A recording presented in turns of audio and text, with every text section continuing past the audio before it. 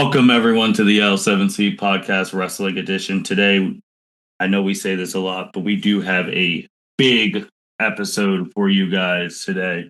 We're going to be talking about SummerSlam and we're going to be talking about some of the craziness that has been revealed today in the world of wrestling. We have the wrestling expert with us, Mr. Jacob Mason. How are you doing today, sir? Yeah, I'm fantastic. I just got off work. I just cracked a Bush Light, and I'm ready to talk wrestling and all the other drama that's going on. And then we got the captain with us, Mr. Byron Mitchell. How are you doing today, sir? I'm good, man. The wrestling gods have smiled upon us this week for content purposes. Yeah, so we're going to start off with today's news first and then work our way to SummerSlam. So today, to the shock of many, definitely us, ESPN inks a 5-year deal with WWE, live premiere events, including WrestleMania, Royal Rumble, all of the pay-per-views. ESPN is paying TKO's WWE an average of $325 million per year for 5 years, according to people familiar with the matter. So that rounds out to be 5 years, about $1.5 billion. Peacock was paying $180 million per year for 5 years for the package. So ESPN doubled that amount. All 10 of WWE Premier Live events each year will stream on ESPN's new $29.99 per month direct-to-consumer platform app. In the U.S., select events will be simulcast on ESPN linear networks. So that is where we're at. And this was literally announced this morning. And also remember in 2024, WWE signed a 10-year, $5 billion deal with Netflix to stream Raw every Monday night, began this year. And Netflix will continue to stream marquee WWE events outside the U.S. SmackDown, which airs on Fridays on USA Network, will continue to stream on Peacock. This deal expires in 2029. And here we are. Who wants to go first?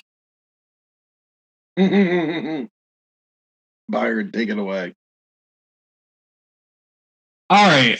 When I first heard about this deal, first I was shocked. I was like, "Oh, that's a big deal for ESPN to get all 10 PLEs that WWE is going to put on next year."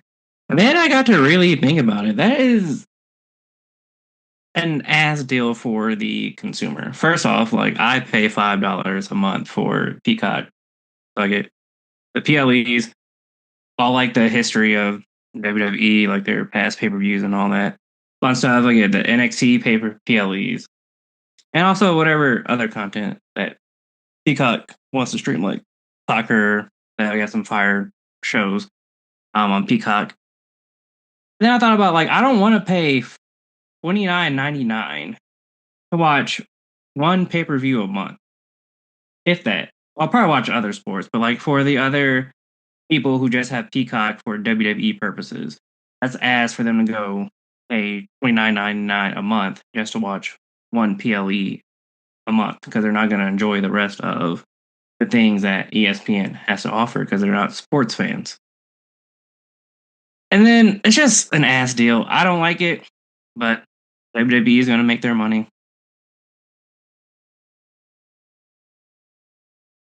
Jake. Yeah, yeah, yeah. Let's first off, this sucks. This genuinely sucks. I mean, like, I'm trying to find the silver linings in every cloud here, but like the only positives I can think of is like it might have a better interface than Peacock does, because we've all bitched about how terrible that is. That being said, I don't care how good the interface is, it's not going to be worth $30.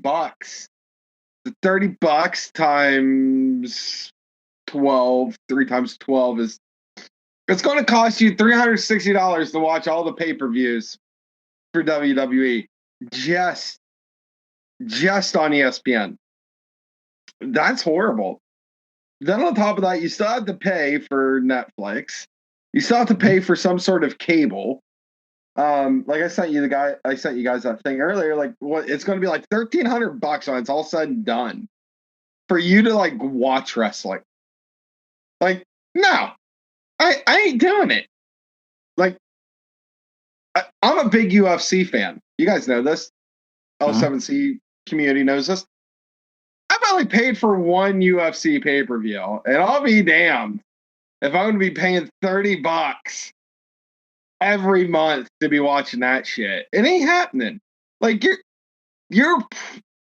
I'm not saying you can't afford $30. I'm not saying that $30 is a lot of money, but when you add it up, dude, that sucks. That's just trash. Especially considering like we started at $9.99, $12.99. Was it $15.99 for Peacock now for no ads? And I'm a sucker for if I'm paying for it, I'm not paying for ads. Like just what I do. Yeah, no, that fucking sucks, dude. Why are we going backwards? We're going backwards on all these bullshit deals. And like, damn, I never thought I'd say this, but like those Europeans, man, they got it good right now. Just Netflix is everything. Shit. Damn. Yeah, I mean, December 31st, I'm canceling my Peacock subscription because it's the only reason I do have Peacock at this point for me. I think you're pricing out your average fan. You are, but you're not. But I think it's so shitty. But yo ho ho, it's a pirate life for me. So, boy, like Byron said, the conversation that we're having right now is if someone is strictly a wrestling fan. Because obviously the $29.99, you're not paying that just to watch the PLE pay-per-views if you're just an overall sports fan. Because just like Amazon and all this other stuff, if you're a big football fan, there's going to have college football on there. They're going to have NFL on there. They're going to have playoff games on there. And I'm not going to lie. I mean, I know what state we live in. If a Buckeye playoff game is on that thing, people are going to buy it. No choice. It's just the way it is. Just because of the state we live in. Yeah. So I get there's going to be, and I'm a big sports fan, hence I'm on every sports thing that we do. So if you're like, oh, $30, you get blah, blah, this is okay. But from strictly a wrestling fan, as Jacob's already stated, this is nonsense. This is nonsense. All these years, we got it on the tail. I was looking through our old episodes. We got to talk about the Money in the Bank when Peacock was glitching its very first pay-per-view and how we were just like, this is nonsense. They paid $1 billion for that. And that was 2021 when we didn't have the network anymore. And now it just makes you think of how much we missed the WWE network. Because now, hindsight 2020, it was perfect. Like, oh yeah, I'd listen to all the $9.99 ads all day, every day for that shit. I mean, I mean, we are a wrestling podcast. We are talking about strictly the wrestling fan. Yes. I would love it. I know it won't happen, but I would love it if ESPN came out with like a wrestling only thing where instead of paying a full $30, you're only paying $15. Now that would be good. I would be cool with that because let's look at the kids. Let's look at the kids' point of view here. All right. They got to ask their mom, their dad, who's out working their ass off, just trying to scrape by and make things happen. What's easier, asking for $30 or asking for $15? Sure. 15 for sure.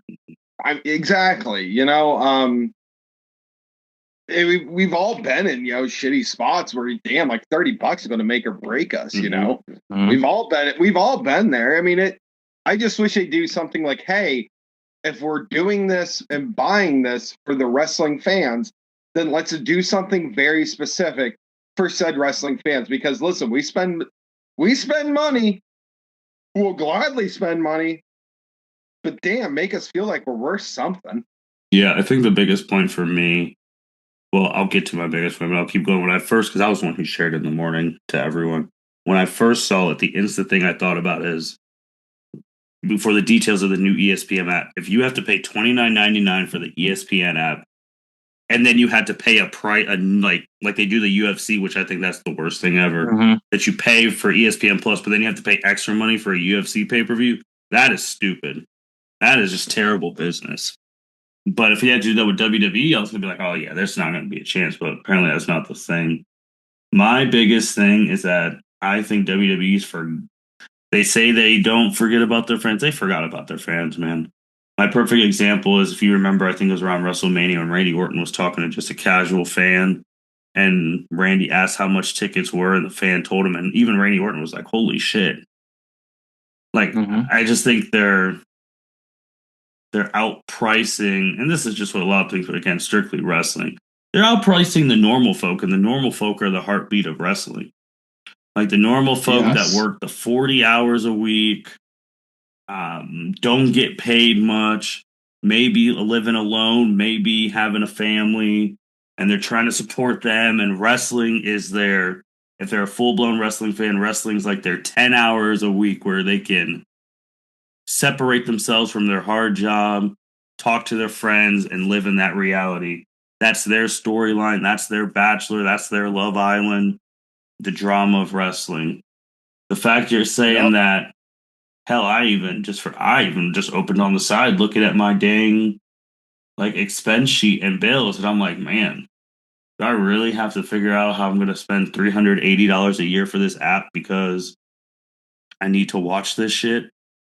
And again, I'm a normal person too, so it's just like I think WWE's gotten to a point where they're just outpricing the normal folk, which we'll talk about later, making events 2 nights, outpricing normal people because it's like you have to pay for both nights.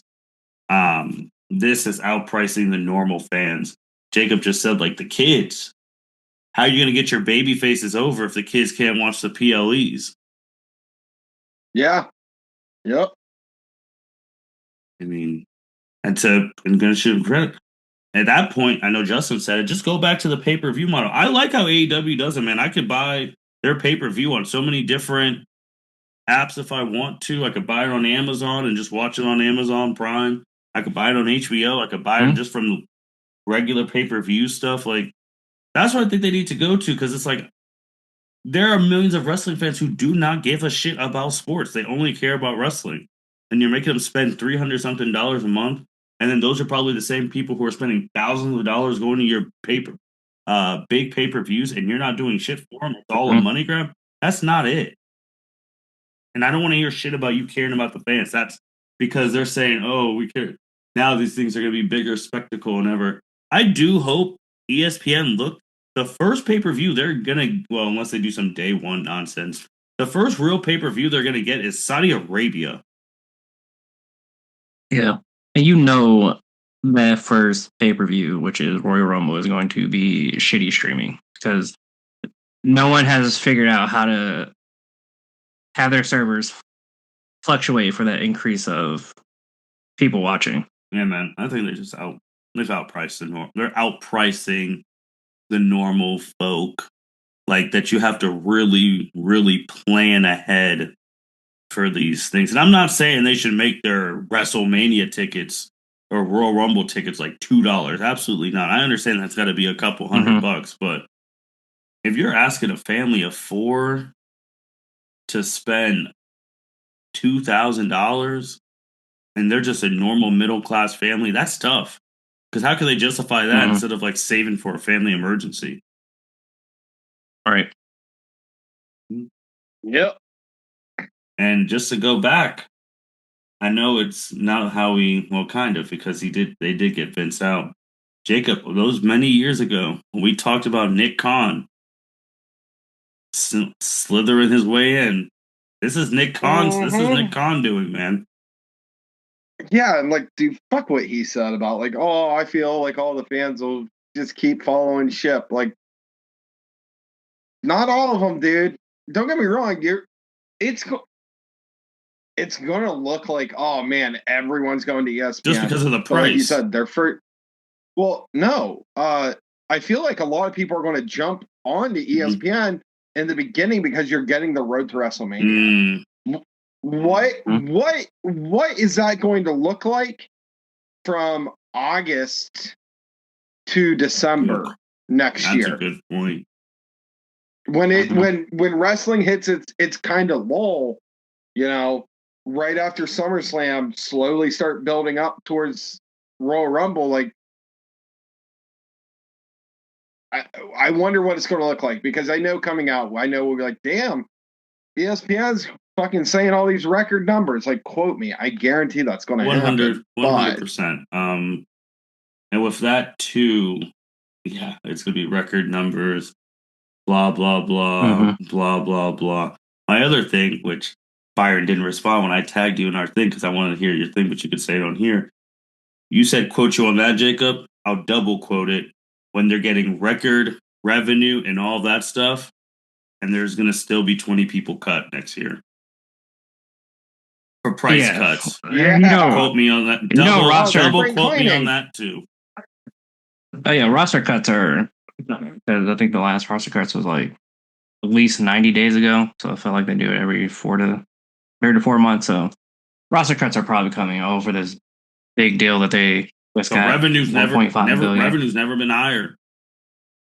That's going to be the line. The record, record, because we have all these people coming to ESPN watch wrestling, but also people are coming to ESPN because of football and basketball and other things because they're doing that ESPN app next month. But I want to go back to what Jacob said about Nick Khan. Fuck Nick Khan. How dare you say, oh, people are coming from WWE Network to Peacock, so they'll come from Peacock to the ESPN app. Well, the reason why they went from WWE Network to Peacock because it was the same price. It was $9.99. How many of those people who just went to Peacock strictly for the wrestling is going to say, "Oh, okay, I feel like I could charge extra $20 to just watch one PLE a month"? That is not how you do business. You gotta look out for your casual fans, man, because we always say the tickets prices have gone up this year. Now you're gonna have your wrestling, your 10 PLEs go up to $20 a month for the casual fan.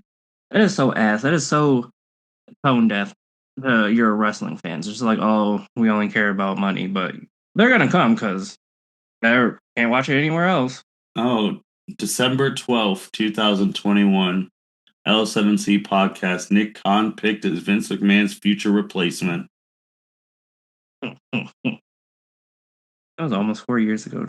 Christ. And we had a whole bunch of, that was, I think, the first one, but we had a whole bunch of other ones, how we detailed how he was once he got in, snaking out all the McMahons, and basically happened for real. And then, but other stuff happened.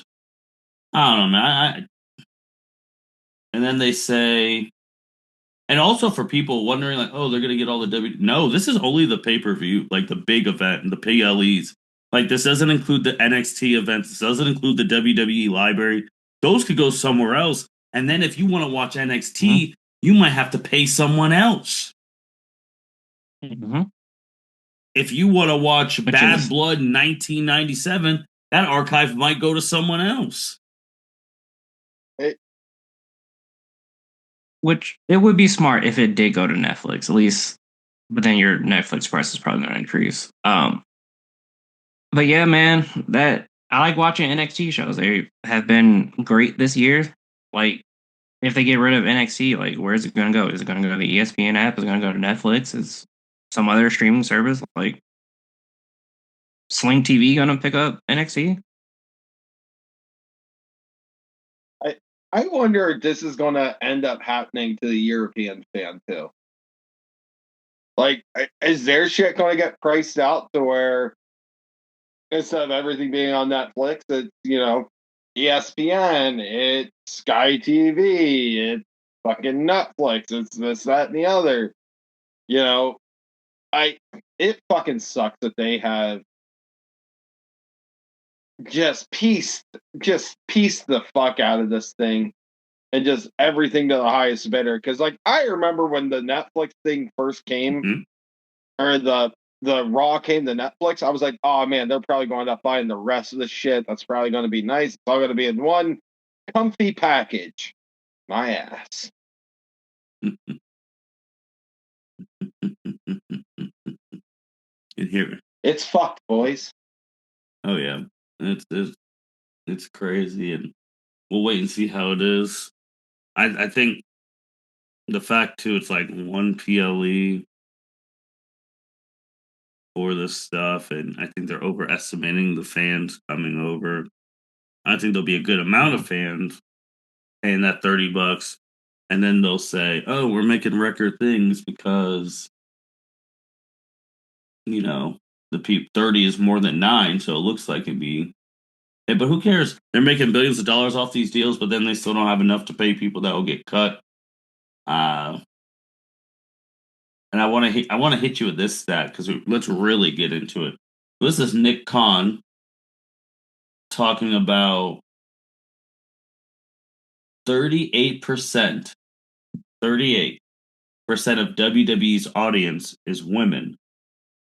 50% of people, half, again, 50%, half, who attend WWE live events come with children, he said in an interview with CNBC. So you're about to price those people out? Because I guarantee the 38% of the audience of women, I guarantee probably 20 out of that 38% is moms bringing their kids. So you're going to price them out too. It's bad enough. I mean, they're letting their kids stay up late that Monday or Friday or whatnot. But now, I mean, get in the door prices at regular events, pay-per-view. When the kid's like, hey, we're not going to WrestleMania, can we watch WrestleMania? The mom's like, damn.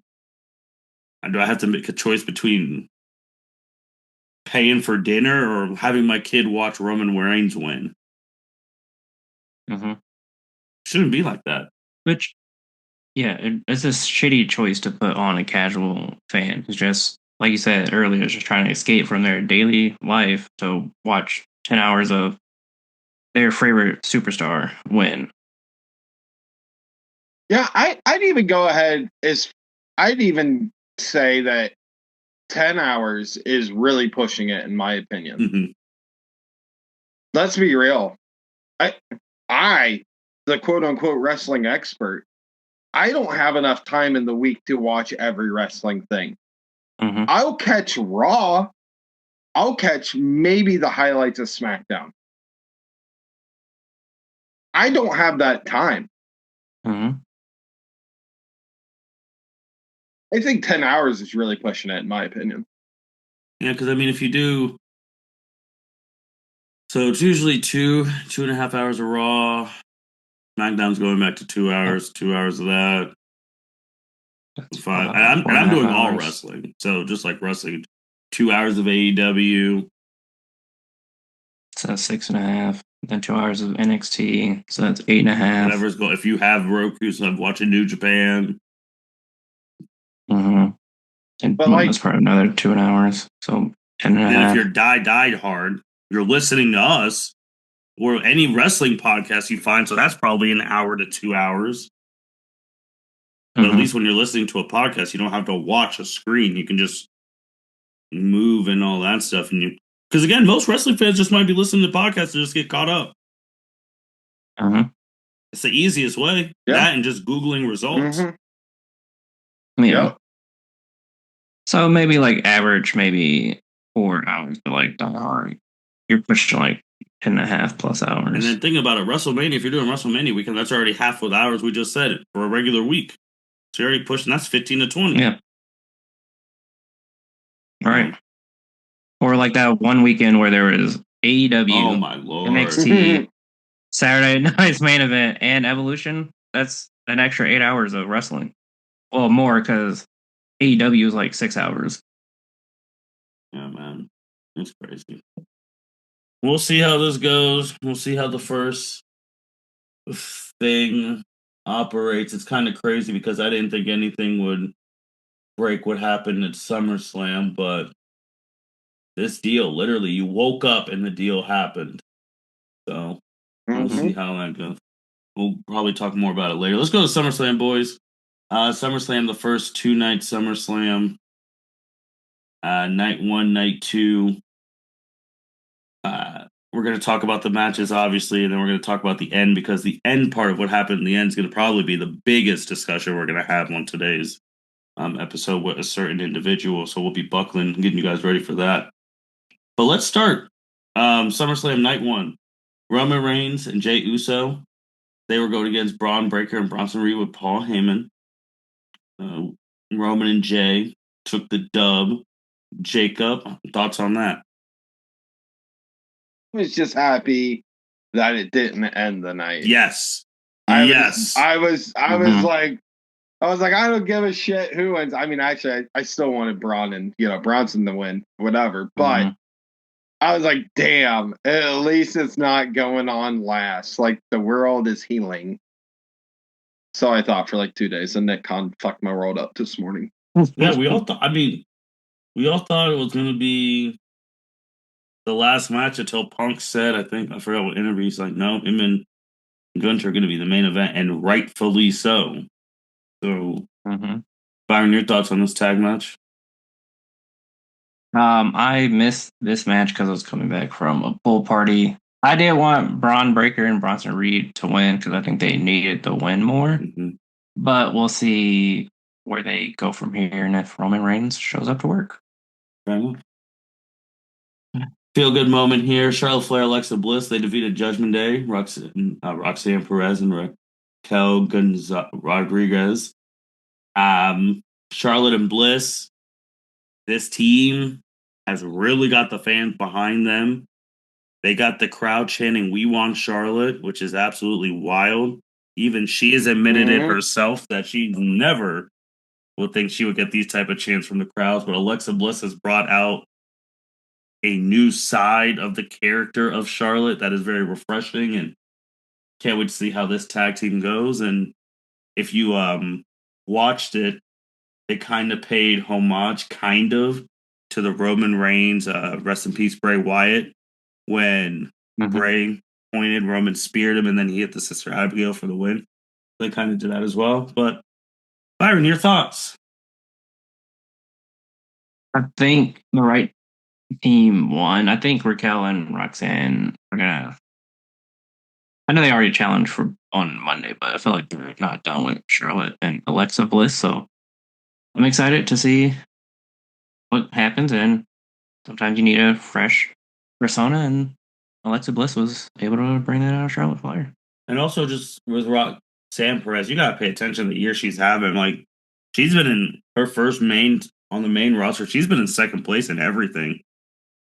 Like, there's big things coming for her. Jacob, we're praising the Charlotte on this one, man. How you feeling? Oh, it hurts my soul, but you know what? I'm here for it. I'm here for it. I said this on the last podcast. Like, this was a team that needed the win. I can't believe I was saying, let's go Charlotte. But, it's the tag team you did. On paper, it shouldn't work, but damn, it worked so well. And it's fun. I'm enjoying it. So, hell yeah. Let it ride. I'm going to enjoy it while it lasts because, eventually Charlotte's turning on Alexa. Yeah. But until then, I'm going to enjoy this. Correct. And unfortunately, it's a great way to have Alexa like really acclimated back into the spotlight because she was gone for years. And like her pop at the Rumble, which a lot of us were there, was absolutely bonkers when her return. We thought she was going to feud with Liv and all this stuff, but now she's in this main scene with Charlotte, and this is a good way to remind people she's a main event player. So this is good. This is the one. This is where it starts to come a little wonky for us, and I'm not going to lie, getting upsetting. And we all like Sammy, but Sammy defeating Karrion Kross, not the move, man. I'll let you take this one first, Jacob, since you're a Karrion fan. Dude, what are we doing here? What are we doing? The only thing like I can think of is the fact that their contracts are up this Saturday. We're recording on Wednesday after this coming Saturday. Their contracts are up. So I can't imagine WWE letting Karrion and Scarlett go. I just don't see it. They're so over. He was a number one shirt seller like a month ago. Like you're giving away free money. It's free real estate. What are we doing here? So I'm just praying, but it has Bray Wyatt vibes to me where I'm like, maybe they're going to do something really good here, and like it never fucking happens. But I'm hoping that with these new contracts and shit, like something, just pull the trigger on him. Give him a fucking Intercontinental title. Give him a U.S. title. It's not going to take much. That the rocket's already going. He's got to finish like just clipping it in. What do yeah. Fucking why? Why Sammy? Why Sammy? I'm sorry, but like Cross is way more over than Sammy in my opinion. Right now, yes. I would think the problem is people are not going to like Sam. I mean, what did Sammy do from here? You beat Karrion Cross. Yeah. Oh, excuse me. You're not going to be the number one contender for the title. At this point in time, there's a lot of stuff going on with that. They had a chance to make him, and we're going to talk about other matches like that. They didn't. Byron, thoughts? I agree with Jacob. This was a time to finally pull the trigger on Karrion Cross after he had that fire ass promo a couple of months ago. They should have strapped the rocket to him then. And he's been feuding with Sammy. I think I don't know if he's beaten Sammy yet. But this was a time for him to finally beat Sammy and just strap the rocket to him. And I'm disappointed that they didn't pull the trigger. No, we'll start with Byron with this one. Tiffany Stratton defeated Jade Cargill by pinfall. There's a lot of people hot about this match. A lot. Byron, I'll let you go. And I am one of them. How do you have this match only be 7 minutes and 5 seconds? Shortest match of the SummerSlam card, unless you consider the spoiler. We'll talk about the end of night one.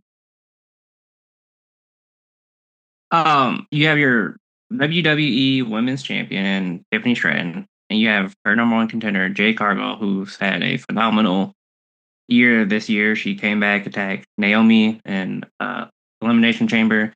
She beat Asuka in the Queen of the Ring tournament. She beat Naomi at Evolution. She's been red hot. So I don't understand, one, how you have this match for 7 minutes and 5 seconds. And then two, how do you have Jade lose off of one finisher? It's so ass the way they did these women in this match. Yeah, I mean, Jacob, go ahead. Yeah, I mean, to be fair, like I wanted Tiffy to go over. I was okay with it. But I'm shocked they had such little time. That's just my take on it. I like Tiff. I think Tiff is still way more over than Jade. But that's my opinion. A lot of people won't agree with that, and that's fine. But yeah, I don't know why they had such little time. They should have had more. You could have gave 7 minutes to Karrion and Sammy instead. That would have been fine if you had Karrion go over. That match was only 8 minutes and 10 seconds. They could have give the girls the 8 minutes and 10 seconds. Yeah, I don't like the match being 7 minutes. I think it's awful. Jade losing on one finisher is awful. I just think because of the way you built it up, how do you have Jade beat all those people that she beat to get to this point just to lose in 7 minutes? So then what do you do now with Jade? Because here's what I wanted, in all honesty. No offense to Tiffany, but main big storyline, she's not a part of it. Like the main big thing from the women's division, because she's just a champ, whatever. But the big thing was obviously the Naomi betrayal with Bianca and all that jazz. My vision, and I wanted, because this would have been drama, is that I did want Jade to win. I wanted Jade to be the champ, at least going to the Rumble. I wanted Naomi to be the champ, going towards the Rumble. I wanted Bianca Belair to win the Royal Rumble. So then Bianca Belair would have to pick between who she wanted to fight between Jade and Naomi, and that would have been drama. And that would have sold. Definitely would have sold. But that's not happening now. Would be bought in.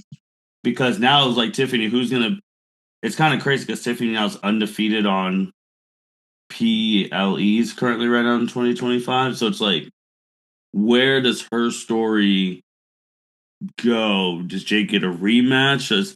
Because the SmackDown women, Charlotte and Alexa, are occupied with the tags. And obviously, we could drag them into that. But it's like, where are the single SmackDown ladies? Stephanie Van Keur is going to go against Naomi. So it's like,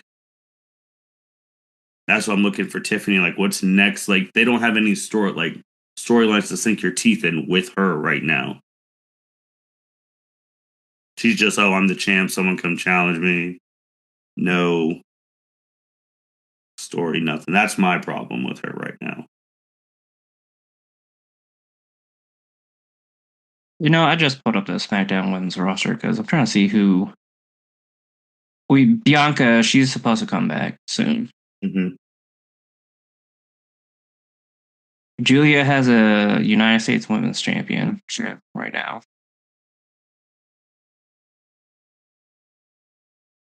And then you have Nia Jax. But Nia Jax is down there doing work. She's feuding with Lash Legend at NXT. True.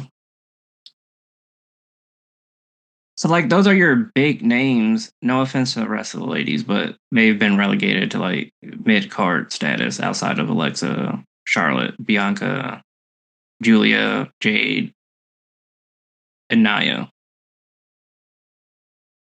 It'll be interesting. We'll see what she goes from here. Because, again, like Jacob said, this is the lull period.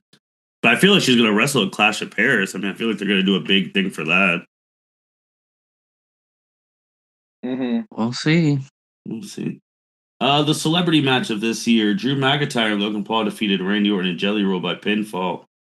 God bless Jelly Roll for losing all that weight, doing all that hard work, just to see his eyes open when Logan Paul jumped on him from that top rope, put through the table, and God bless him. Jacob, anything on this one? No, I thought it was great that Logan and Drew went over. I think that was awesome. I think it was awesome that Jelly Roll personally asked to be the one to take the pin. Mm-hmm. I loved it. All in all, great. Dude, Logan Paul's frog splash. What a viral moment. It looks so good. Yeah, I was shocked that Jelly Roll said that because, again, 99.9% of the time celebrities go over in these matches. Mm-hmm.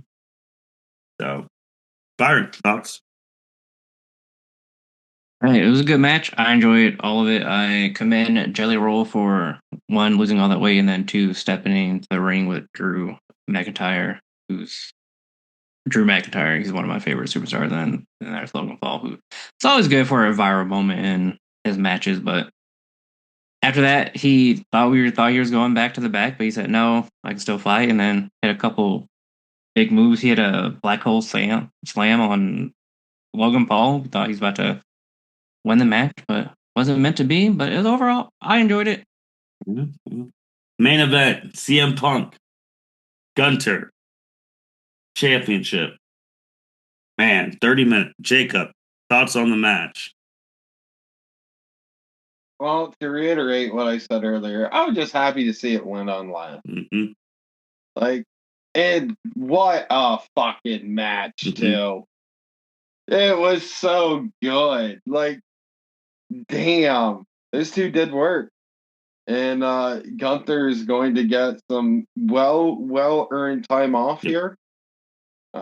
His fractured orbital bone or whatever they all said that he had. Good for him. Gunther's fucking carried the living hell out of this company for years. For absolute years. Put everything on his back. Like, I'm happy for him. CM Punk winning, whatever. We all know what happened. Byron. I know he's getting the time off, but still, Byron said it last time, until you see CM Punk win a big one, you don't think he's going to win. It's true. The one time I finally say, you know what, I'm going to put some more trust in CM Punk one last time, and the man did it for me in our pick'em sheet. I still didn't win, but hey, as night one, I was terrible at picking. But it's okay. It was a one hell of a match. It was probably my favorite match of night one. Like, they really beat the hell out of each other, and sometimes you just need a good match and see wrestlers just beat the hell out of each other. Punk hits the 2 go to sleeps, go back to back, win the world championship. It's a feel good moment. Everyone watching it's all happy. He's crying, holding the belt. Yeah. Everything's great. Kumbaya. Perfect picture to end night one. CM Punk winning. Life's good. You hear Seth Rollins' music. You're like, no effing way.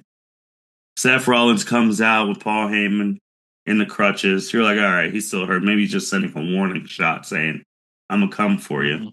Seth Rollins walks backwards, stops. It has become a meme now. Turns his back around, drops the crutches. Everyone's like, no fucking way. Turns back around where his leg is like with the brace. Starts taking off the brace. Takes off his shirt and starts going. And you're like, no fucking way. No way. Seth Rollins beats up Punk with the briefcase a couple times. Cashes in. He does it again.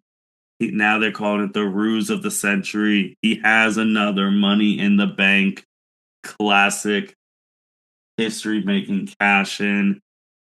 Boys, thoughts on the cash-in and Seth Rollins saying the only people he told about this stuff, obviously the people like Triple H, but like Paul Heyman, Becky Lynch, and their kid's preschool teacher. Thoughts on this? Well, he didn't tell his kid's preschool teacher. Rude Rude. The preschool teacher. But man, I was shocked because, like you say, he came out with the knee brace. I was like, oh, he's just sending a warning. He's like, oh, I'm still the money break in the brief. Holder, I'm coming for you. And then he just did the ruse of the century, man. He is the biggest hater in wrestling right now. He literally told Punk, as long as I'm alive, you will not be champion. And he's still alive, and CM Punk is not championing right now. It's crazy because, Jacob, that caused a lot of controversy too. We're talking about people getting jobbed. Now we're saying, so LA Knight got jobbed for nothing? For nothing? No. This moment was sick. And some people, I'm telling you right now, people are saying otherwise. I know they are, but fuck them. This was great. And I was so happy because I did call this on the past podcast. I had to change up everything for this, and I was even telling my one foreman at work. I said, I think this was such Paul Heyman-esque Sandman. Like I said in the last podcast, this whole storyline just screamed Paul Heyman, and I fucking loved it. And you know what? Good on Seth, because the dude was out in public on crutches. He was selling this as if it was the most real thing ever. I'm good with it. I think the biggest thing, like, man, because obviously we all have watched Seth past 10, but we know he has like real injury history. So when he did that flip and landed on his knee, we're like, oh shit, here we go again. Because he's had those issues. And then, LA Knight, it looked, again, before we have hindsight, at that time, it looked like, oh, they got to end the match quick because they got to get Seth out of there because he's hurt. And then we're all like, man, this sucks. Like you said, And the fact they just rused us out of our socks, I don't know. It's absolutely crazy because I know, like, from listening to other wrestling podcasts and some wrestlers, is like, all right, so how's that going to go over? Like, did the boys know in the locker room? Because the way they worked everyone, did LA Knight know? Like, did he legitimately think he hurt Seth? Like, I think LA Knight was in on it because, again, hindsight. Like after he won, he looked so pissed off. Like, bro, you just beat Seth Rollins. Then it comes out the rumor is that he was supposed to lose to Seth and then get a win at SummerSlam. So it's like he got screwed out of a SummerSlam match for a viral moment, which again, storytelling was amazing. But I do get it from LA Knight's point, like, oh, I was supposed to get a big win at SummerSlam, but I don't because they want to have Seth Rollins cash in. which we all get. It's I think with the LA Knight fandom, and rightfully so. Man was Omega hot, and then they gave him to Roman Reigns. It was dumb. Mm-hmm. We all thought he was going to win that Money in the Bank. He did not. Triple H said, be patient with the LA Knight stuff. And he's still hot, even though he's not even getting the opportunities. But I know people saying, like, so what about the LA Knights? What about the Karrion Crosses who are over with the fans? Like, that's just, I think, what their frustration is. I seen someone post it somewhere. I wish I could remember who said it or who posted it. The only way I wish this could have been better is if Seth was legitimately injured and Bronson Reed and Braun Breaker came out, just destroyed Punk, and Seth crippled ass came out there, hobbled up, and they just laid him on top of his lifeless body, count it 1, 2, 3, pin. That would be like such a good hater moment. Like, well, technically I won, but I'm going to keep holding this title. Yeah, that would have been like crazy. Dude, that would have been amazing. But I mean, like, it was such a viral moment, and it was a good viral moment. And on top of that, when it comes to Money in the Bank, is Seth Rollins the number one guy for cash-ins? Because before I would say, like, oh, it's Edge. Seth's had two, and they've been phenomenal. It's been WrestleMania. It's been SummerSlam. And both have been unexpected. Yes. Yeah. Heist and ruse, like you said. Like, is he Mr. Money in the Bank? Like that like earned that title? I think there's an argument to be made there. I think that's a legit statement. Mm-hmm. I agree. You can't build these cash-ins any better than that. But that ends night one. We go to night two with Naomi, Rhea, and Io Sky. I mean, right now, a lot of people are putting real respect on Io Sky. Some saying she's the best, not just woman, like one of the, if not the best wrestler on the planet. And I know going into this, we all thought Naomi should have won because she just got the title. She did win, but with Rhea and all that stuff. Thoughts on the triple threat, Byron? I enjoyed it. I'm glad Naomi went over because I was going to be real pissed on this podcast if Naomi hadn't lost. But I'm glad they kept her as champion, so now she gets to go on and face Stephanie Vaquer at Clash of the Castle in Paris. So I think that's going to be a good match. So I think the right person won. I'm sure Rhea and Io will get an opportunity. Shoot, Io's supposed to be wrestling for it this Monday coming up. That's true. And I did see someone say that, Io should win. I'm like, no. You got it. I respect Io, but Naomi have her time as champion. Jacob?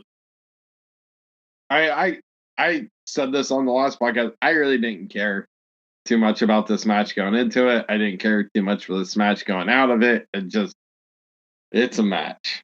I wouldn't have cared who would have won. Like, I'm that 1%. Like, it's fine. It's whatever to me. Yep. Jacob is the 1% out of all the wrestling fans of the L7C because everyone else was into it.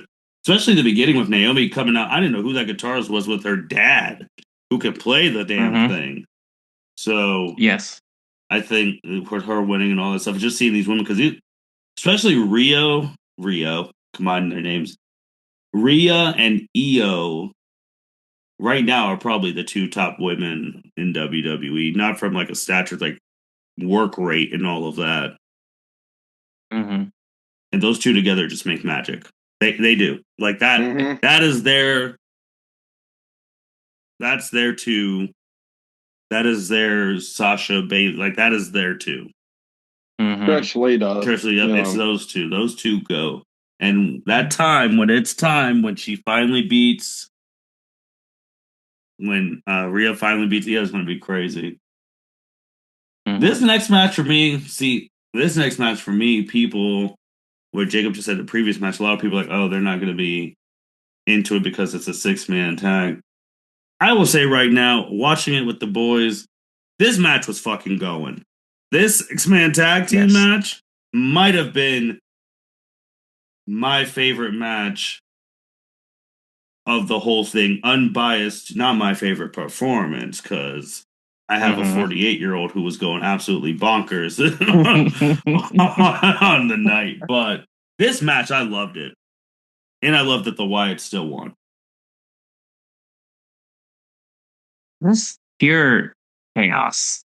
And that's what you want to see in a table, ladders, and chairs match, especially with 6 formidable teams.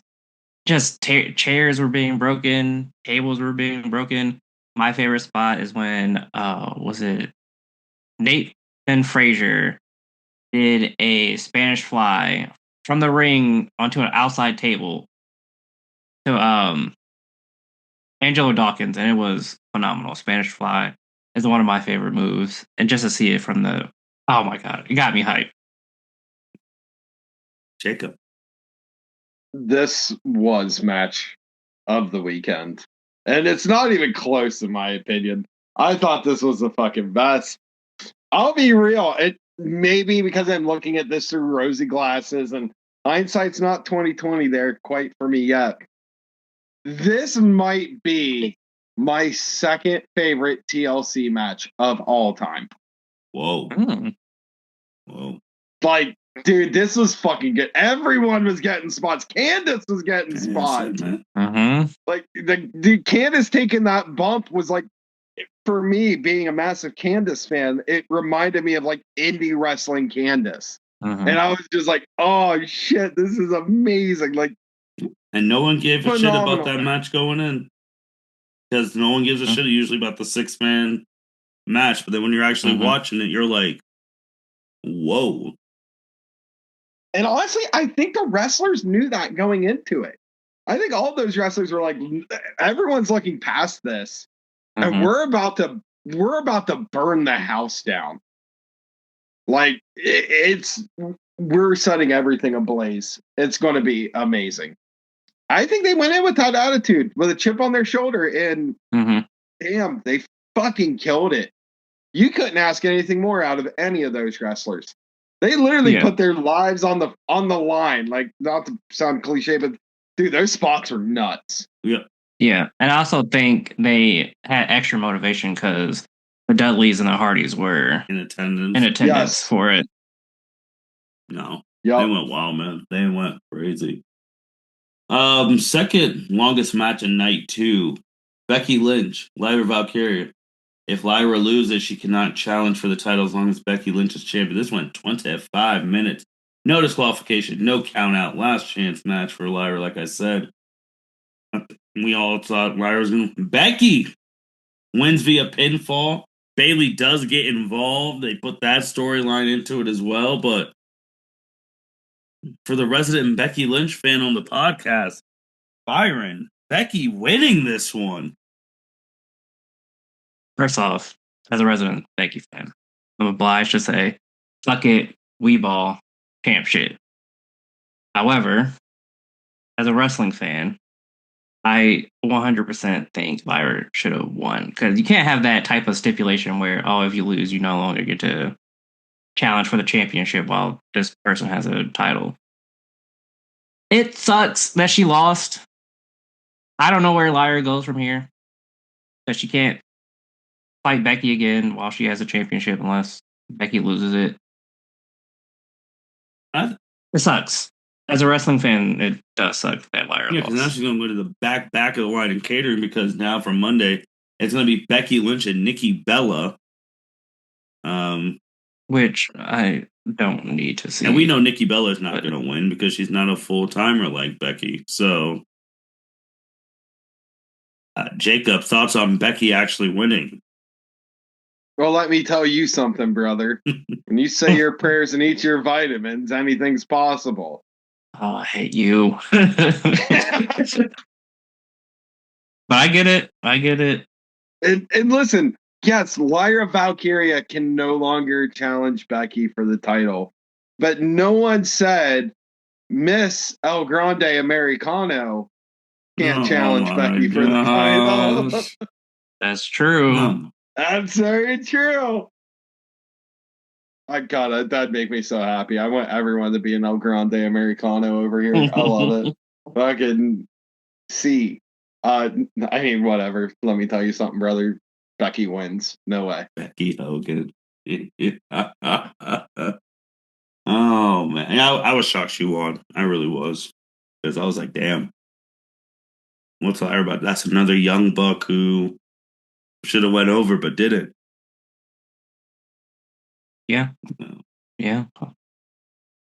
Speaking of that one, going to the next match, Solo Sikoa versus Jacob Fatu, steel cage match. Yeah, night 2 was just absolutely kind of crazy with the stipulations and all of that.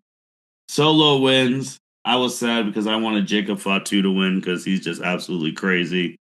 But as Byron said, Jimmy Uso came out. Jay was just, he didn't want to do any help. But Fatu doesn't have a crew. You can't win if you don't have a crew because Solo had his boys out there. Not even going through the names. And that one tall motherfucker. Tala Tonga. Yeah, I knew Solo was going to win because of the interference. It was just plain as day. And I don't understand why they had Jacob lose, but then also beat up the My Family Tree after and the be match. The last person seen. That's a little odd, but okay. And I love Jacob, but he is crazy. Yes. I love the chaotic in that. Jacob? I get why they had Jacob beat the shit out of everyone because listen, we still got to make Jacob look strong. That man is a money maker. Mm-hmm. That man is a unmovable or an unstoppable object. And yeah, he needs to get a crew. All I'm saying is, side note, Zilla Fatu just lost the House of Glory one championship to Bubba Ray Dudley. So he's on the way. He could be on the way. That's all I'm saying. And those two used to team up back in the day, and dude,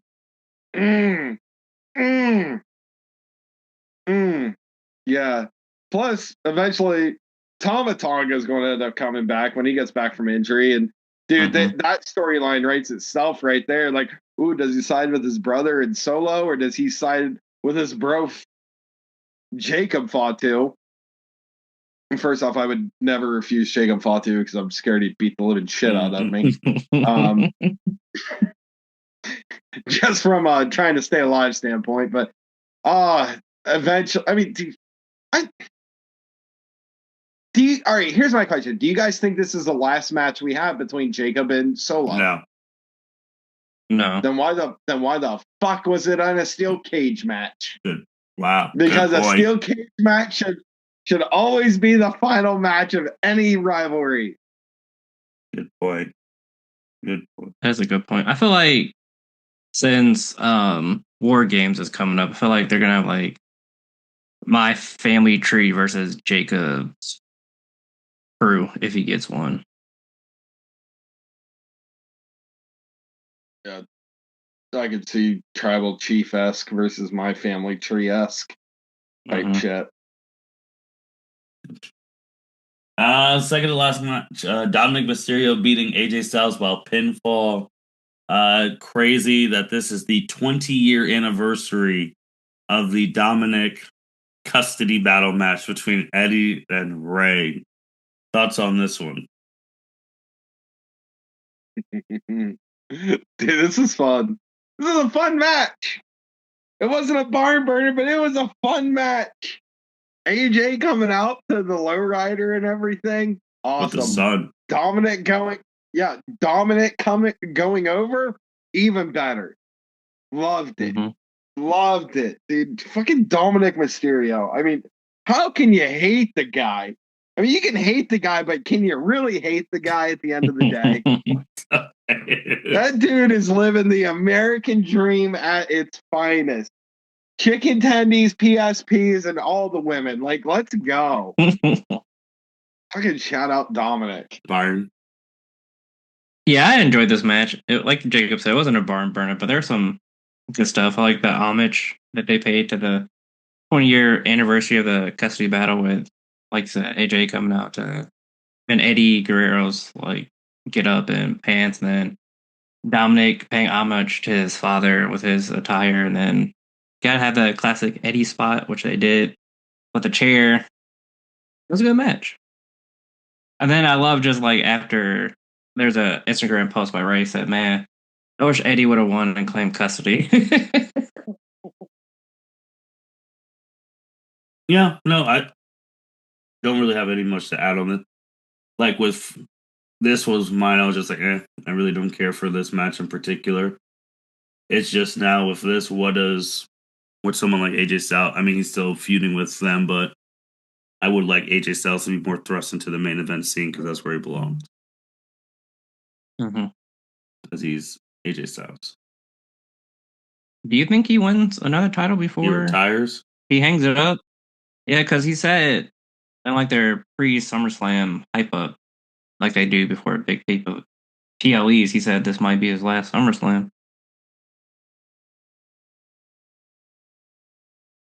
I don't know. I can see him going after a title run, but I don't know if he gets the title. I can see him chasing, not getting. I would like to see him get one more before he hangs it up. It doesn't even have to be the main title, like an Intercontinental or United States Championship. I want to see him face John Cena one more time. That's what I want to see. I would love that too. See that. Go to the main event. Cena, Rhodes, 2 rematch from WrestleMania. Cody had his dad's like speaking in, like that was the thing, his intro. He did the one where he came from the ground with the mask. John Cena started off with the usual heel black John Cena stuff, and then switched to Titantron because he basically turned back because he said the people who he turned with, they all abandoned him, Travis Scott and Dwayne. But obviously the Travis Scott thing is because of real life issues with WWE. So they had to pivot that, and they pivoted pretty well, in my opinion. And this Cena was at 100, yeah, because he was champ since WrestleMania, so 100-some days. And to a shock to a lot of people, because they didn't know how this retirement tour was going to end, Cody beats John Cena. This match was 37 minutes and 45 seconds. And this match, because now all the bullshit was gone, it was just those two people, no interference, nothing, was 1 million for some people, 1 million times better than the WrestleMania match. Like for some people, they were on. I mean, Byron, we were watching together with some of the other people. I think it was like the 15. We're like, who the hell is really about to win this match? Yeah, because at the 9:30 mark, because that's when night 1 ended. All right. And they were still going like, all right, who the hell is about to win? Because they're going past 9:30. But it was a great match. I enjoyed this one more than the WrestleMania one, but John Cena, he said he was going to ruin WrestleMania.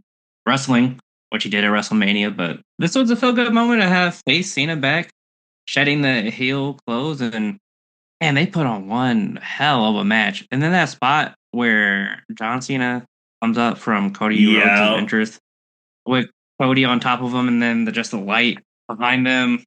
Just an epic moment right there. I definitely was shocked that John Cena lost because I thought he was going to hold it until the end of the year. But man, good fight, good street fight. Jacob. Oh, this was easily a top 10 John Cena match of all time, in my opinion. Whoa, top 10. Top 10. This is good. Oh, now we got. This is a top 10 for me. Do you have? Oh, that's a whole different one. I don't want to hold. No, that's a whole different podcast. That's a January when he's podcast. retired. When he retired, we'll do that. Yes. We'll do top 10 John Cena matches when he retires. You already have, and when his retirement match, that first podcast after top 10 Cena matches, because now you got me going. My brain. There we go. We'll see whether you agree with me or not. You know, that match was really good for him, man. That match was a banger. You know, I seen a lot of people freaking out or being pissy about like, oh, what was the point of Cena turning heel and this, that, and the other? And I'm like, man, fuck that. We got heel John Cena, and it was good. Mm-hmm. You know what? I am not going to complain because he didn't leave any what ifs on the table. He turned heel, uber heel. And I was here for it, and I was happy for it, and I was happy to get a heel John Cena run. And I'm happy he's going to go out as a face. It would have still been a heel if it wasn't for the Travis Dwayne shit. That's true. I think it just would have happened earlier. It would have happened for sure, but it would have. I think that all the shit that happened made it happen earlier. I agree. You know, John Cena's not leaving as a heel. No. We know that. That ain't happening. He's got to sell some T-shirts. One last hoorah, baby. Let's go.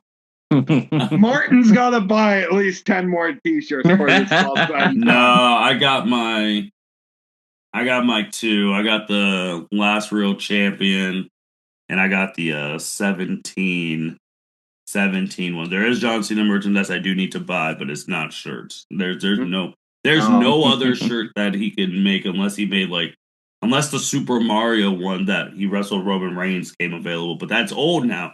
That's when he had 16 titles. So I'm done on shirt. I'm done on those. Do it with 17 titles. That shit. I'm done with merch. It's just other stuff. But Jacob had me thinking of stuff because now if I really add in degree, he's 48. He should not have been in that as a 48-year-old going like that against the top QB1.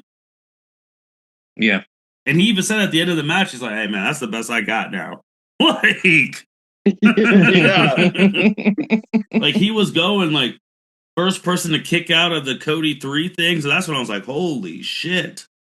And then and I get it from this thing, someone said, you're going to have to shoot Cody Rhodes in the head now to beat him. Because bro kicked out of 8 AAs. But I'm like, bro, it's 48-year-old John Cena AAs. We're not talking about him kicking out of like 30-year-old John Cena AAs. Oh yeah, prime John Cena. I told you, Martin, we were watching it together. If you had hit the AA and then did that roll through to another AA, it would have been over. I don't think his body can do that anymore. He can't do it anymore. I mean, to be fair, I'm 33 and my knees pop every time I sit up. So I can't imagine what John Cena's body's going through, and he's in way better shape than my fat ass. But no, I was proud. I was really from a Cena fan. I was really proud that he was able to put on that type of match at SummerSlam. Him losing, and then I just thought of myself like I'm such a dumbass because Cena always loses. His best match at the SummerSlam, he always loses. He's never won his best matches at SummerSlam. Yeah, none. The Punk won in 11, Daniel Bryan in 13, AJ Styles in 16, Seth Rollins in 15. He has never won any of his best matches there. Did he face Kevin Owens at SummerSlam? No, they went Elimination Chamber, Money in the Bank. And there was another one, but it wasn't SummerSlam. I was going to say, I thought they had 3. They did have 3, but it wasn't SummerSlam because he had Seth at SummerSlam in 15. That's when they were going at it, and that was a really good match. And people got a little sour because Jon Stewart intervened. Because that's when Seth. Seth came in like the white Power Ranger stuff, and he beat Cena, and he had both the titles. Yep. Mhm. And then Cena got one back at like Night of Champions because Seth had to do double duty because he wrestled Sting and Cena. So, well, I was really happy, man. I was really happy for him. Cody won, so it's like, okay. Kind of makes hindsight makes sense because Cody Rhodes was at ESPN with the title belt. So have your Mhm. champion at ESPN when you're making this deal because John probably has his other obligations. And again, man, I'm proud of him. He's been in every pay-per-view this year. Like when other people retire, they do not do this shit. So I'm proud of him, man. You know, I wish I would have carried on because I wish we would have had Clash of Paris, Cena and AJ for the title, but Mhm. this wasn't meant to be. And they had their good moment, passed it down. Cody walks away. We're like, oh, this is great. John's getting the last thing sent off. Then the shocker of all shockers happened. We hear Here Comes the Pain. Brock Lesnar.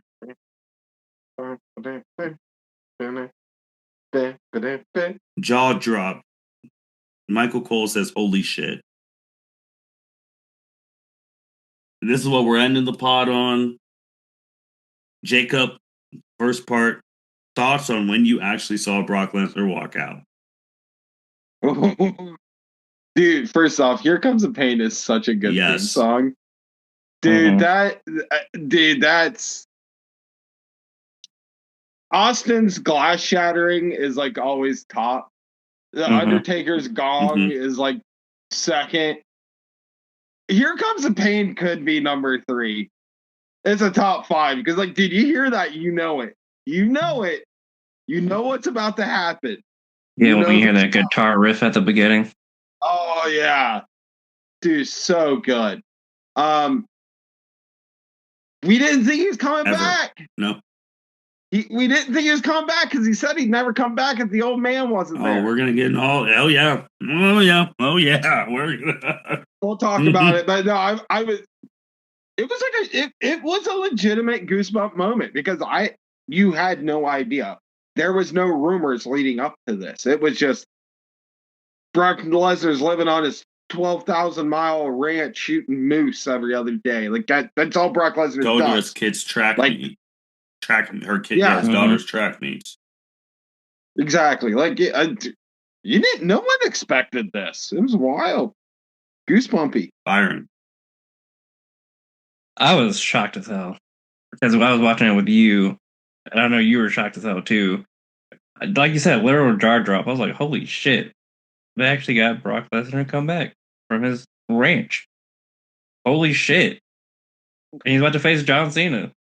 Holy shit. Yeah, And then he gets on the ring. F5 John Cena and leaves.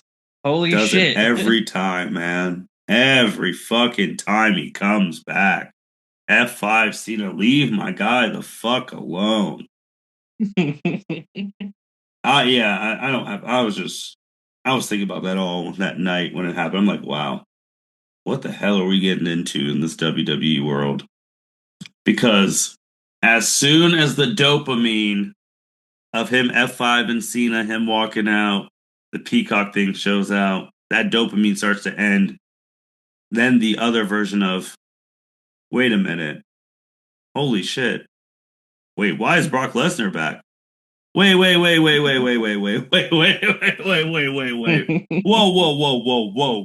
Whoa. And then you have to do a quick thing. Uh, we reported on it extensively.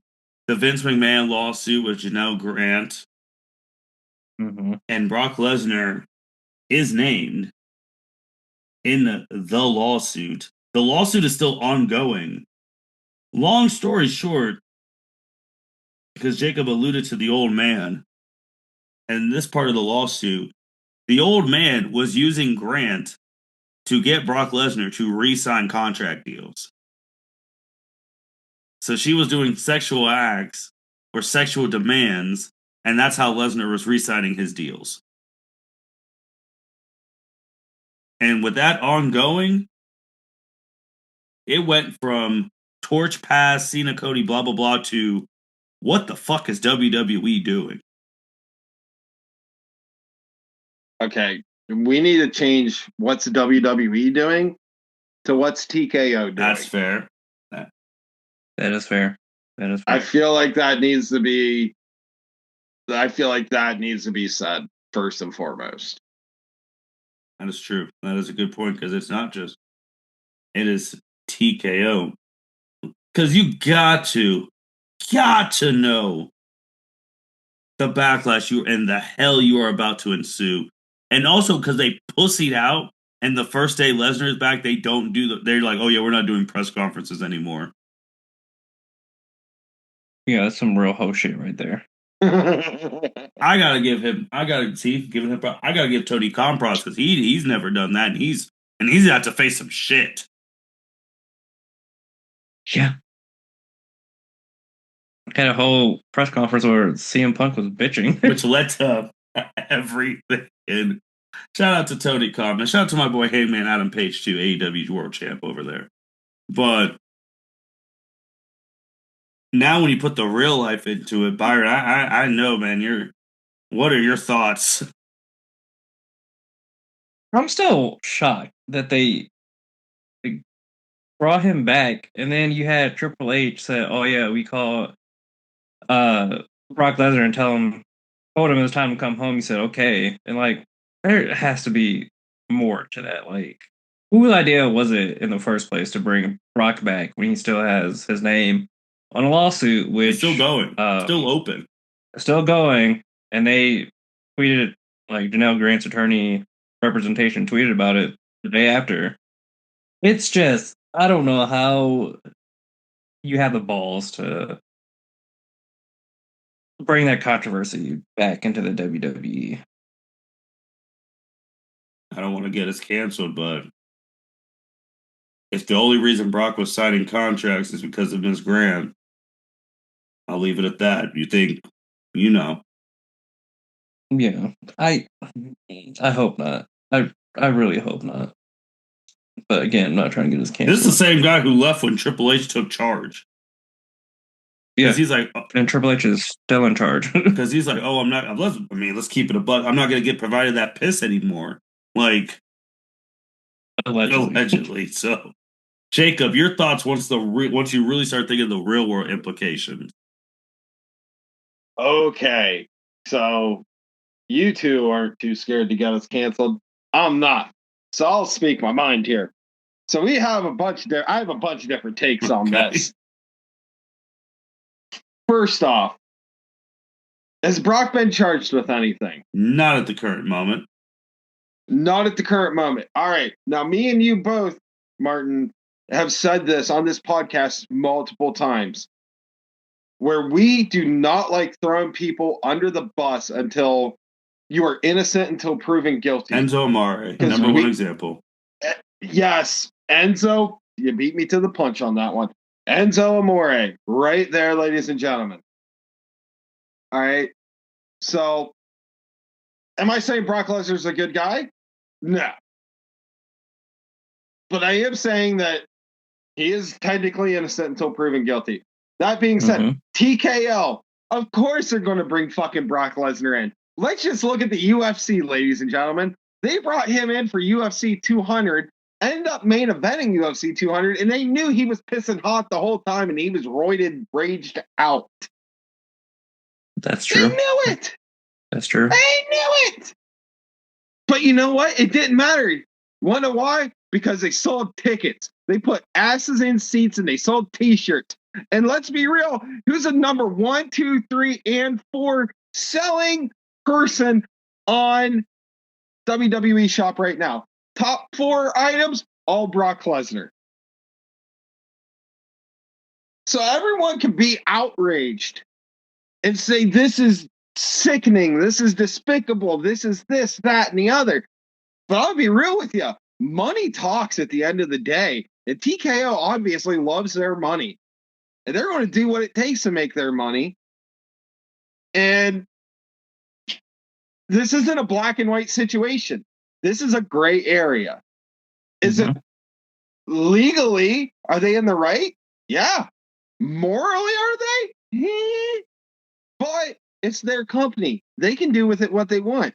Now, if you're a stock owner of TKO Enterprises, I'm sure you don't give two flying shits at all at the end of the day. But we gonna freak out over Brock Lesnar because I sent out that thing earlier to the group chat. We not going to get pissed at Nikki or Bree. It was which one's Nikki. back? Breeze with Daniel Bryan. Okay, yeah, we gonna get pissed at Nikki for throwing shit at her husband? Nah, we ain't. Okay, we gonna get pissed at Jelly Roll, who's more than open about his shady past and dealing drugs and everything that he's done. No, we ain't gonna say anything about that. How is the WWE or the internet wrestling community, once again, God, it's just the finest community ever. We're going to bitch about this, but we're not going to bitch about that. But in all actuality, these other people have been charged with actual crimes. Brock hasn't. I'm not saying it's right. I'm just saying. Bitch about Nikki Bella coming back too after she, beat her husband up, or ex-husband now. Byron, do you have a retort to Jacob's stuff? Because I do have some things. No, go ahead. So I think the problem, I know I said Enzo Amore. Our problem, I think a lot of people's problem is that I get it. It's because of money. That is the only reason he's been brought back besides other people. But why were the other people who've been fired not been able to come back, who were proven innocent? And I get it. It's because of money, but that's what people are. That's what people are saying. Like from No, you're 100% right. Absolutely, you're 100% right. Why isn't the other? He's a bigger draw. We're all smart wrestling fans here. We get it. We're just taking that away. It's like that's bullshit. Because no, you're 100% right. I wish Enzo Amore was back in the WWE full time. He was the best cruiserweight champion they had, and I'll die on that hill.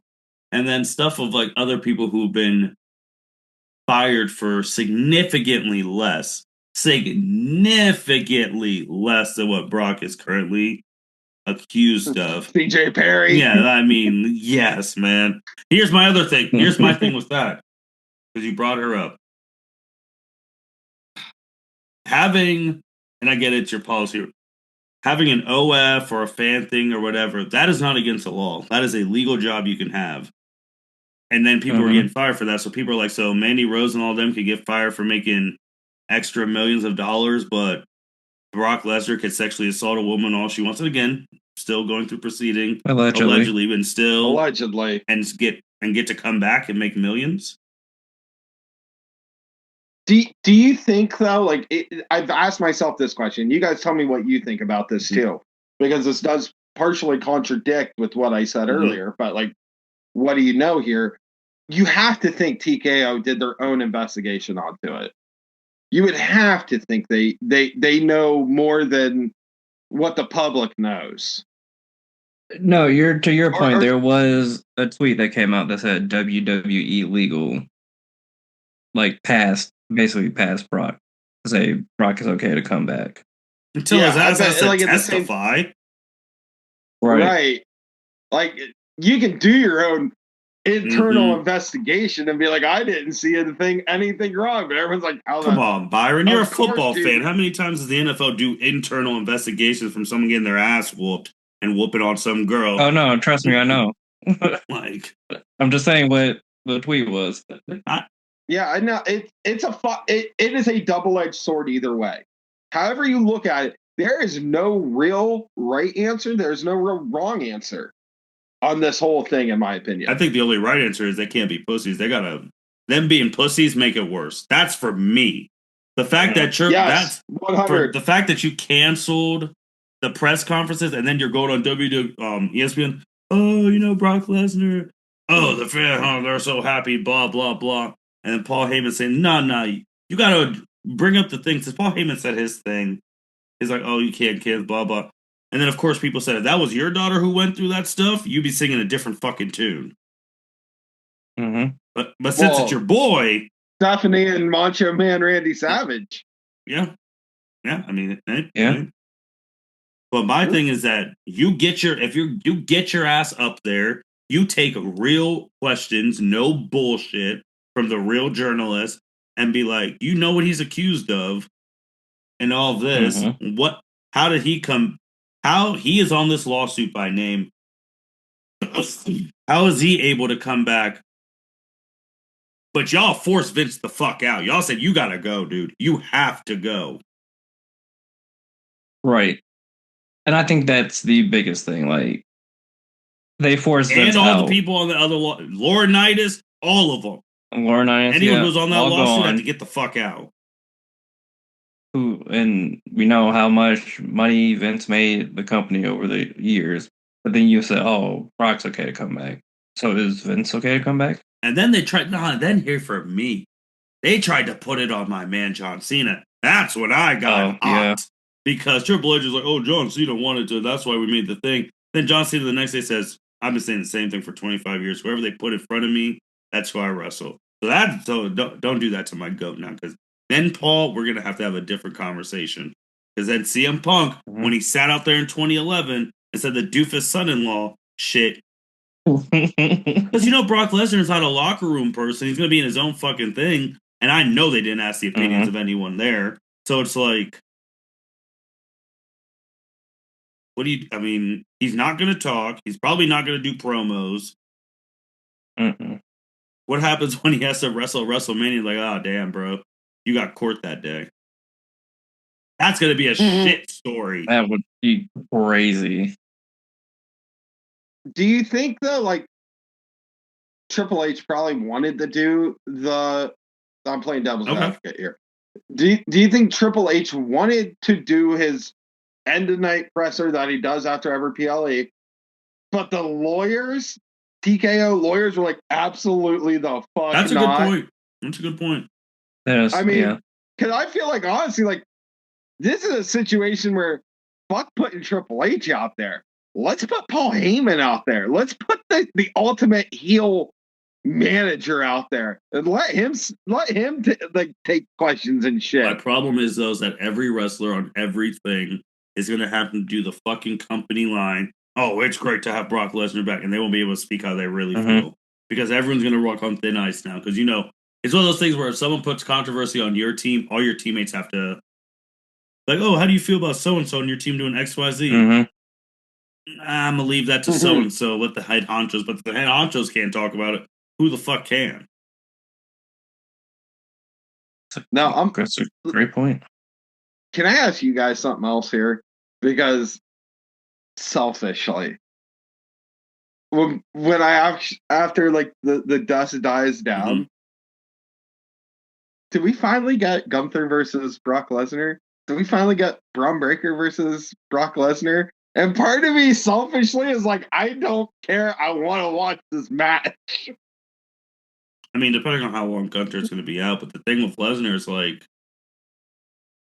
is this Lesnar going to do business? Right. Dude, Lesnar has Lesnar, when it's time to do business, Lesnar does business. Let's be real. Lesnar is one of the best sellers. And I think one of the most underrated sellers of all time. When it's time to do business, he does business. And he's probably going to go on his return. And then it all started to click too that Minneapolis, Minnesota is going to get SummerSlam. That's where he went to college and won the championship. And that's going to be 2 nights. So he might have his retirement tour. And is Brock Lesnar really going to lose on his retirement tour? No, probably not. I'd say yes. Multiple matches or one match? Why are we talking like this? We don't even know the man's contract. He might be here one time and then we don't see him again until the Royal Rumble. He might just be here to be maybe not. Do you think we lose to John Cena? No. All right. Like, I'm just here. We're talking about dream matches. Brock Lesnar in his prime didn't even do 6 pay-per-views a year. That's true. He did come back and was a super retirement before Roman Reigns. It'd also be interesting to see when is he going to be on TV again. Like, is he going to do any promotional stuff, or he's just going to show up at PLE's F5 someone? The person in the F5 has to do all the promotional work, All right, go from there. Cena has 12 dates left. I don't need him wasting all 12 dates on Brock Lesnar. I'm sorry. I got other shit to do. He is going to be on SmackDown this Friday, so he's probably going to bring it up then. Probably issue Brock a challenge. We have a young buck. Maybe a young buck we need to put over in Boston in December. Whoever the hell it is. We do. But we have to get through the Brock roadblock first. Time for this fucking shit with him, man. It's slippery, man, because it's like Jacob said, you haven't been charged, but the shit that he is accused of is bad. Really bad. Like, I couldn't imagine being some 5'4", 115-pound girl, and Brock Lesnar's saying, if you don't do this, I'm not signing with the company, and Vince is gonna hate you, and who knows what happened. It's bad. To be fair, I'm 6 foot, 275 pounds. I couldn't imagine Brock Lesnar looking at me and saying the same thing. Like, it's bad, man. It's just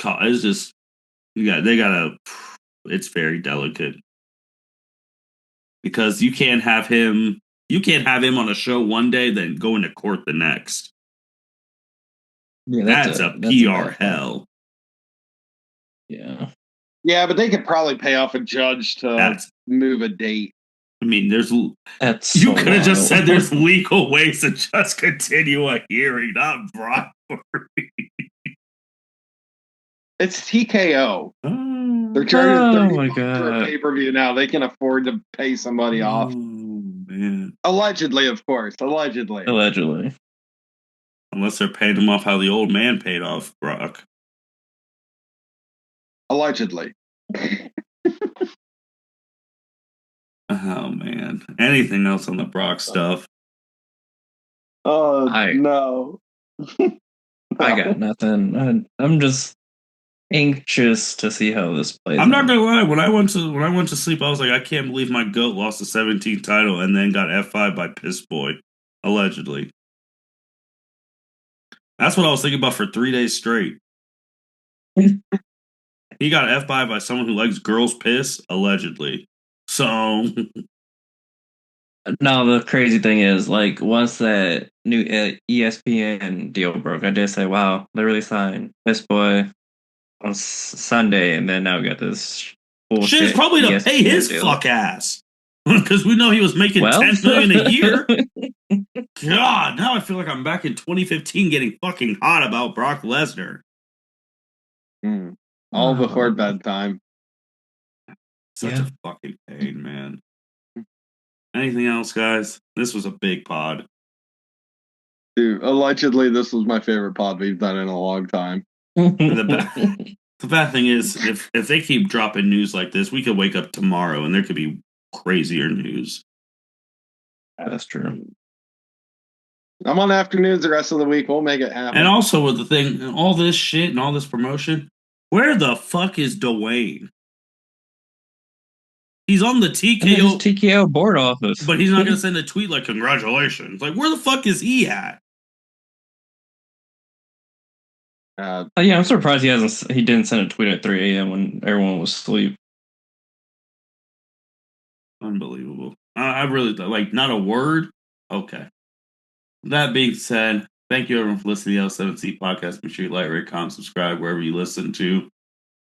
The ESPN 1.6 billion. Man. And just also think, when you were paying that $10 a month at Peacock, you got Peacock's entire library. Mm-hmm. Yeah. Now you can watch Coastal Carolina next to your Royal Rumble. Mm-hmm. Let's go Sunbelt. That being said, L7C podcast, where we'll keep you updated on all the stuff. You guys take care. Thank you for listening to this episode of the L7C podcast. Be sure to like, rate, review, and subscribe to the channel. Follow us on all social media platforms, and we'll be talking to you guys soon. Take care.